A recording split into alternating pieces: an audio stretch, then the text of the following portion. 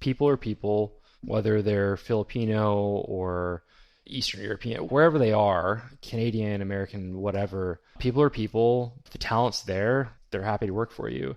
And I think what a lot of people have found out once they've hired first hires outside of their home country is like, we can have the same water cooler conversations in Slack or whatever. Like a lot of times you're watching the same TV shows, you're seeing the same movies. We're in a global world now.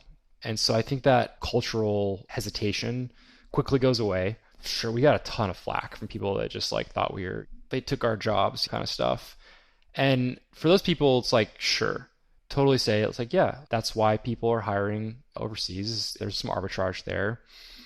But there's also the side of like, you want to open yourself up to a world of talent, not who can you hire in your city. In tech, we've all gotten comfortable with this idea of, well, of course, you're not going to just look in San Francisco. You're going to now look in the States. This is just the next phase of that. You're going to look in Europe. You're going to look in Asia. You're going to look everywhere. And then for the talent side, I think the same exists for you as well. The ultimate luxury today is to have a remote position. Whether you're a business owner or you have a job, is to have something that's remote. Opens up a world of possibilities. One of just like being with your kids outside the door of my office, not having an hour commute, all of that.